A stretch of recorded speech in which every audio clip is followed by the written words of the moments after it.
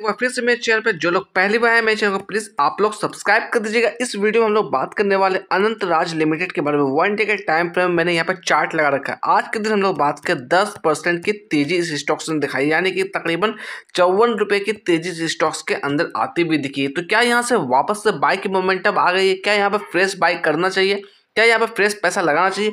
तो मेरे हिसाब से सिंपली वेट आपको कर लेना चाहिए। मैं ऐसा क्यों बोल रहा हूँ? क्योंकि इसके क्वार्टर्स के नतीजे डिक्लेयर होने वाले हैं आपके फरवरी 1 को। तो आपको इसके हिसाब से थोड़ा सा वेट कर लेना चाहिए। अगर आप थोड़ा एग्रेसिव बाय भी करना चाहते हैं तो ये आपका कैपिटल इसके अंदर लगने वाला है, रिस्क आप लेने वाले, इसलिए आप खुद से डिसीजन लीजिए। मैं यहाँ पे डिस्क्लेमर देना चाहूंगा, मैं किसी भी तरह का बाय और सेल का रिकमेंडेशन नहीं देना, बट कहीं ना कहीं आपको वेट करना चाहिए क्वार्टर्स के नतीजे तक। अगर मैं बात करूँ यहाँ से, तो ये जो आप लेवल्स देख रहे हैं इसने तकरीबन टच किया था 950 के लेवल्स को अप्रोच करने की कोशिश की थी जनवरी 2025 के अंदर। उसके बाद हम लोग बात करें शार्प गिरावट हमें देखने को मिली, बट यहाँ पर अगर हम लोग बात करें अपसाइड के मोमेंटम के लिए, ये जो आप लेवल्स देख रहे हैं ये कहीं ना कहीं इसके लिए क्रूशियल लेवल होने वाला है, जिसकी वैल्यू तकरीबन 648 652 आती हुई दिख रही है। इसके ऊपर अगर सस्टेंस करने में कामयाब रहता है तो फिर वापस से कहीं ना कहीं हम लोग मान के चलेंगे बायस एक्टिव हो सकते हैं, या फिर हमारा ये लेवल होगा कहीं ना कहीं एज ए सपोर्ट के तौर पर काम करता हुआ दिख सकता है। मैं यहाँ पे आपको दिखाने की कोशिश करूंगा,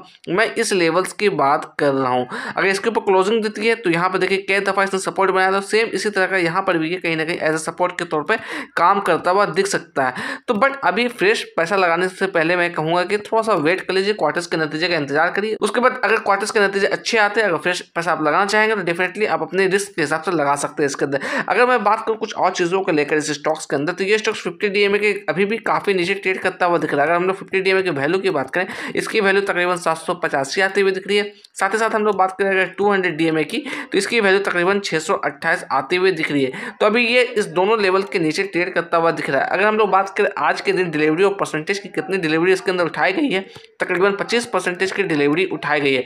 अगर वॉल्यूम की बात करें तो वॉल्यूम भी अच्छा खासा आज के दिन इसके अंदर देखा गया, तकरीबन 1,05,00,000 की वॉल्यूम इस स्टॉक्स के अंदर रही है, जो कि अच्छी बात निकलती हुई आ रही है। अगर हम लोग बात करें इसके अंदर डिविडेंड को लेकर, तो डिविडेंड कुछ खास इसने अभी तक आपको जनरेट करके नहीं दिया है। अगर यहाँ पर हम लोग कैंडल को थोड़ा जूम इन करके देखें, अभी हम लोग बात करें इस लेवल से अगर गिरावट भी हमें देखने को मिलती है तो मे भी कहीं ना कहीं ये लेवल हमारा एक सपोर्ट के तौर पर होता हुआ दिख सकता है। 500 का लेवल जो एक अच्छा सपोर्ट यहाँ पर आता हुआ दिख रहा है। अगर इसके नीचे गिरावट आती है तो फिर कहीं ना कहीं नेक्स्ट सपोर्ट हमारा तकरीबन 380 के आसपास दिखेगा, बट ये 380 का लेवल कहीं ना कहीं बहुत ज्यादा डीप यहाँ से होता हुआ दिख रहा है। अगर इसके अंदर हम लोग प्राइस फोरकास्ट की बात करें तो आप यहाँ पे देखिएगा 3 एनालिस्ट ने इसे कवर किया over the 1 year time period. Upside का एस्टिमेट दिया है 1100। अभी भी हम लोग बात करें जिस लेवल पे ये ट्रेड करता हुआ दिख रहा है उससे काफी ऊपर नजर आता हुआ दिख रहा है। साथ ही साथ यहाँ पर अगर हम लोग टेक्निकल्स की बात करें तो यहाँ पर देखिएगा 16 ऐसे इंडिकेटर है जहाँ से सेल का इंडिकेशन आता हुआ दिख रहा है, 4 ऐसे इंडिकेटर है जहाँ से बाय का इंडिकेशन आता हुआ दिख रहा है। मैं अगेन यहाँ पे डिस्क्लेमर देना चाहूंगा, ये जो आप इंडिकेशन देख रहे हैं ये मेरी तरफ से नहीं है, ये ट्रेडिंग व्यू की प्लेटफॉर्म की ये